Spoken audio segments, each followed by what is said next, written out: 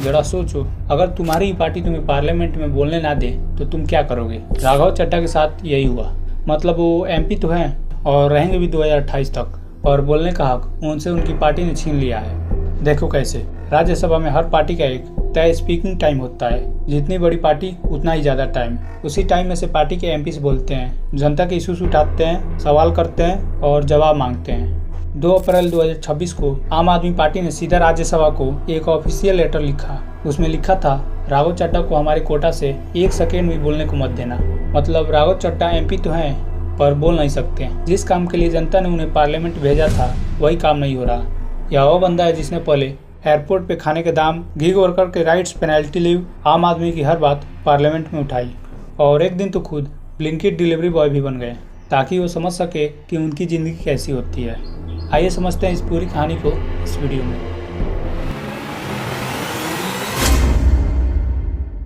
तो पहले जानते हैं ये आदमी आखिर है कौन।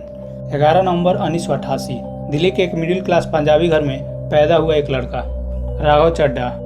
इनके पिता सुनील चड्ढा एक लॉयर थे। माँ अलका चड्ढा घर संभालती थी। घर में पैसा ज़्यादा नहीं था पर एक चीज़ ज़रूर थी, तालीम की इज्जत और ईमानदारी। बचपन में राघव का सपना था इंडियन आर्मी में जाना, देश की सेवा करना, पर ज़िंदगी ने अलग ही रास्ता दिखाया। वो एक ऐसे स्टूडेंट था जो स्कूल में स्पोर्ट्स और स्टडीज़ दोनों में स्ट्रॉन्ग था। स्टेट लेवल बैडमिंटन खेला और बाद में दिल्ली यूनिवर्सिटी से बीकॉम की। और फिर उसने वो काम किया जो बहुत कम लोग कर पाते हैं। सिर्फ 22 साल की उम्र में सीए की मुश्किल एग्ज़ाम क्लियर की। यह कोई आम बात नहीं है, लाखों स्टूडेंट फेल हो जाते हैं इस एग्ज़ाम में। बाद में वो लंदन स्कूल ऑफ इकोनॉमिक्स गए, जो दुनिया की सबसे टॉप यूनिवर्सिटी है। वहाँ उसने ग्लोबल इकोनॉमिक्स और पब्लिक पॉलिसी पढ़ा, यानी दुनिया की इकोनॉमी कैसे चलती है और गवर्नमेंट के डिसीजन लोगों पर क्या असर डालती है। फिर उसने डेलॉयट और ग्रांट थॉर्टन जैसी बड़ी इंटरनेशनल कंपनीज में जॉब की। लंदन में उसने अपना खुद का बिजनेस शुरू किया। लाइफ सेट हो रही थी, अच्छी जॉब थी, अच्छी सैलरी और अच्छा फ्यूचर दिख रहा था। लेकिन 2011 में इंडिया में अन्ना हजारे के करप्शन के खिलाफ बड़ा मूवमेंट चल रहा था। यह देखकर इन्हें लगा अपने देश के लिए इन्हें कुछ करना चाहिए। फिर इन्होंने अपने कंफर्टेबल लंदन वाली लाइफ, जॉब और बिजनेस सब छोड़ दिया और वापस इंडिया आ गए। 2011 में अन्ना हजारे मूवमेंट के दौरान राघव की मुलाकात हुई अरविंद केजरीवाल से, और केजरीवाल ने पहली नज़र में भाप लिया। ये लड़का काम का है, शार्प है, बोलता अच्छा है और डाटा से बात करता है। 2012 में आम आदमी पार्टी बनी और राघव उसके फंडिंग मेंबर में से एक थे। पहला काम था केजरीवाल के साथ दिल्ली का जन लोकपाल बिल ड्राफ्ट करना। यही था उनका पहला कदम पॉलिटिक्स में। मनीष सिसोदिया के एडवाइजर बने, दिल्ली गवर्नमेंट में काम किया। सैलरी सिर्फ ₹1 महीना। इसलिए नहीं कि वो मजबूर थे, बल्कि इसलिए कि उन्हें प्रूव करना था यह सर्विस है, पर्सनल प्रॉफिट नहीं। 2015 में जब आम आदमी पार्टी ने दिल्ली में 67 सीटें जीती, राघव ने पार्टी के यंगस्टर नेशनल ट्रेजरर। सिर्फ 26 साल की एज में पूरी पार्टी का पैसा मैनेज करना यह कोई छोटी जिम्मेदारी नहीं थी। और फिर 2020 में दिल्ली असेंबली इलेक्शन में राघव चड्ढा राजेंद्र नगर से उतरते हैं और इस बार इनकी जीत होती है, वो भी बड़े अंतर से। 57% वोट्स मिलते हैं। मतलब 100 में से 57 लोग इन्हें ही वोट दिए थे। जीत के बाद जिम्मेदारी भी बड़ी मिलती है। यह दिल्ली जल बोर्ड के वाइस चेयरमैन बनते हैं और काम भी छोटा नहीं था। यमुना को साफ करना, दिल्ली के हर घर में 24 घंटे पानी पहुंचाना, इन मुद्दों पर काम शुरू किया जो दिल्ली की सबसे पुरानी और सबसे बड़ी समस्याओं में से एक है। और फिर 2022 में पंजाब में आम आदमी पार्टी ने इतिहास रच दिया। 117 सीटों में से 92 सीटें जीती। यह एक ऐसी जीत थी और इस जीत के पीछे एक बड़ा नाम था, राघव चड्ढा। वो पंजाब के सीओ इंचार्ज थे। मतलब पूरे चुनाव की रणनीति, जमीनी काम, उम्मीदवारों का चुनाव, यह सब उनकी जिम्मेदारी थी। एक ऐसे राज्य में जहां आम आदमी पार्टी पहले कभी सरकार नहीं बनी थी, वहां इतनी बड़ी जीत दिलाना आसान नहीं था। 2019 में साउथ दिल्ली से हारे थे, 2020 में राजेंद्र नगर से जीते। इसी जीत के बदले पंजाब ने उन्हें राज्यसभा भेजा। इंडिया का यंगस्टर राज्यसभा एमपी राघव चड्ढा, जिनका उम्र सिर्फ 33 साल था। यह सिर्फ एक पॉलिटिशियन नहीं था, यह आम आदमी का सबसे चमकता, सबसे तेज, सबसे ट्रस्टेड चेहरा था। फिर आया अगस्त 2023। पार्लियामेंट का मानसून सीजन चल रहा था, यानी वो टाइम जब देश के बड़े बड़े बिल पास होते हैं। मोदी सरकार एक बिल लाती है, government of and city of Delhi amendment bill. अब यह बिल क्या था? सीधा बात करो तो यह बिल दिल्ली की आम आदमी पार्टी सरकार के हाथ से पावर छीनने के लिए था। मतलब जो ऑफिसर दिल्ली में काम करते हैं वो आम आदमी पार्टी के अंडर नहीं, सेंट्रल गवर्नमेंट के अंडर काम करते हैं। आम आदमी पार्टी के लिए यह सीधा अटैक था। राघव ने कहा, रुको, इस बिल को सीधा पास मत करो, पहले एक सेलेक्ट कमेटी बनाओ, यानी कुछ एमपीज की एक टीम जो तो इस बिल को गहराई से पढ़े, समझे, चेक करे, फिर डिसाइड करो सही या गलत। इस कमेटी में राघव ने 4 एमपीज के नाम डाले, सस्मित पात्रा, एस पंगनन कन्यक, एम थम्बीदुराई और नरहरि अमीन। 8 अगस्त को उन चारों ने कंप्लेंट की राज्यसभा चेयरमैन जगदीश धनखड़ को, हमने परमिशन नहीं दी, हमारा नाम क्यों डाला। और 11 अगस्त 2023 को धनखड़ ने अनाउंस किया राघव चड्ढा सस्पेंडेड। 11 अगस्त 2023 को मतलब राज्यसभा की मेंबरशिप टेम्पोरली बंद, ना जा सकते हैं, ना बैठ सकते हैं और ना बोल सकते हैं। चार्ज है gross violation of rules, misconduct, defect attitude. मतलब सीधी बात करें तो एक एमपी जैसी मर्यादा नहीं दिखाई और ऊपर से एटीट्यूड भी गलत था। राघव ने सीधा जवाब दिया, मैंने कोई फॉरगिरी नहीं की। पार्लियामेंट के रूल्स में किसी भी एमपी का नाम कमेटी में प्रपोज करना अलाउ है, तो मैंने क्या गलत किया। और सस्पेंड करने को भी उन्होंने चुप होकर नहीं माना, सीधे सुप्रीम कोर्ट पहुंच गए। इंडिया की सबसे बड़ी कोर्ट में पेटिशन डाली, यानी लिखित कंप्लेंट।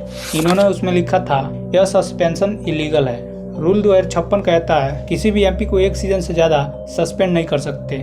सीजन खत्म, सस्पेंशन खत्म, मुझे वापस आने दो। अपोजिशन पार्टी भी साथ आई, कांग्रेस, शिवसेना, जेएमएम सब ने कहा यह गलत है। कांग्रेस के प्रमोद तिवारी ने कहा ऐसा सस्पेंड करना बिल्कुल गलत है। शिवसेना की प्रियंका चतुर्वेदी ने कहा यह बहुत अनफॉर्चुनेट है, पर बीजेपी नहीं मानी। सस्पेंशन महीनों तक चला और इसी दौरान मई 2023 में ईडी की चार्जशीट में राघव का नाम आया, दिल्ली लिक्वायर पॉलिसी केस में। ईडी मतलब इन्फोर्समेंट डायरेक्टोरेट, गवर्नमेंट की वो एजेंसी जो फाइनेंशियल क्राइम्स इन्वेस्टिगेट करती है। चार्जशीट मतलब उनका ऑफिशियल डॉक्यूमेंट जिसमें लिखा होता है किसने क्या किया। इसके बाद राघव चड्ढा ने बॉलीवुड एक्ट्रेस परिणीति चोपड़ा से शादी की। ये सब छोड़ो, उनकी इतनी पर्सनल लाइफ में नहीं चलते हैं, सीधे पॉइंट पे आते हैं। मार्च 2024 केजरीवाल को अरेस्ट किया गया। ईडी ने दिल्ली एक्साइज पॉलिसी केस में, एक्साइज मतलब शराब की पॉलिसी, बीजेपी ने इल्जाम लगाया था कि आम आदमी पार्टी ने शराब की दुकान देने के रूल्स में करप्शन की। इसी केस में पहले मनीष सिसोदिया फिर केजरीवाल पकड़े गए और यह कोई छोटी बात नहीं थी। इंडिया में पहली बार एक सिटिंग चीफ मिनिस्टर अरेस्ट हुए थे। पूरी आम आदमी पार्टी सड़क पे थी। उस वक्त राघव लंदन में थे आई सर्जरी के लिए। पार्टी ने कहा मेडिकल इमरजेंसी थी, आंखों का सीरियस ऑपरेशन था। जब अपनी पार्टी का नेता पहली बार जेल गया, जब पार्टी को सबसे ज्यादा जरूरत चाहिए थी, तब राघव की आवाज नहीं थी। एक भी स्ट्रॉन्ग स्टेटमेंट नहीं, एक भी प्रेस कॉन्फ्रेंस नहीं, सिर्फ चुप्पी। वह वापस आए, केजरीवाल से मिले, पर वो ट्रस्ट, वो क्लोजनेस जो पहले थी वो अब नहीं रही। फरवरी 2025 में दिल्ली इलेक्शन आए। आम जनता पार्टी जो 2015 और 2020 में बड़ी जीत जीती थी, इस बार बुरी तरह हारी। बीजेपी जीती और हारने के बाद पार्टी के अंदर ब्लेम गेम शुरू हो गए और राघव स्टार कैंपेनियर्स के लिस्ट से बाहर। मतलब पार्टी ने कह दिया चुनाव में हारने के लिए प्रचार मत करो, रैली मत करो, स्पीचेस मत दो।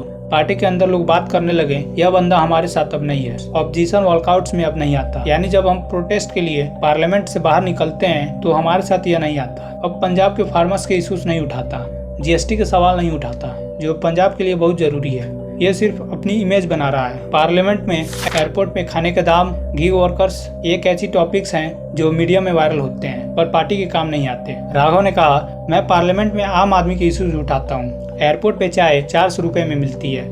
स्विगी जोमेटो डिलीवरी बॉय को कोई लीगल प्रोटेक्शन नहीं। यह गलत कैसे है? मैं वही कर रहा हूँ जो एक एमपी को करना चाहिए। 2 अप्रैल 2026 आम आदमी पार्टी ने राज्यसभा को एक ऑफिशियल लेटर लिखा। उसमें लिखा था राघव चड्ढा अब हमारे डिप्टी लीडर नहीं है। हमारे कोटा से यानी पार्टी को जो स्पीकिंग टाइम मिलता है उसमें से 1 सेकंड भी मत दो। एक आदमी जिसने 2012 से यानी 14 साल इस पार्टी के लिए काम किया, लंदन छोड़ के आया, हार के भी नहीं रुका, उसे ही उसकी पार्टी ने कहा अब तुम हमारे लिए नहीं बोलोगे। राघव ने एक वीडियो बनाया, यह सब झूठ है। स्क्रिप्टेड कैंपेन चलाया जा रहा है, सेम भाषा, सेम बातें, सेम आरोप। ये कोई कोइंसिडेंस नहीं है, बल्कि एक कोऑर्डिनेटेड अटैक है। बीजेपी के एक मिनिस्टर ने ताना मारा, यह आम आदमी पार्टी की यूज ऑफ थ्रो पॉलिसी है, मतलब काम करवाओ फिर फेंक दो। और एक आखिरी बात, राघव का राज्यसभा सीट 28 तक सेफ है, कोई उन्हें हटा नहीं सकता। एंटी डिफेक्शन लॉ के अंडर सिर्फ तभी सीट जाती है जब एमपी खुद पार्टी छोड़े या पार्टी के अगेंस्ट वोट करे। तो फिलहाल अभी एमपी हैं पर अपने ही पार्टी के लिए उनकी आवाज़ें बंद है। तो बस ये थी राघव चड्ढा की कहानी। वीडियो अच्छा लगा तो वीडियो को लाइक कर देना। बाय।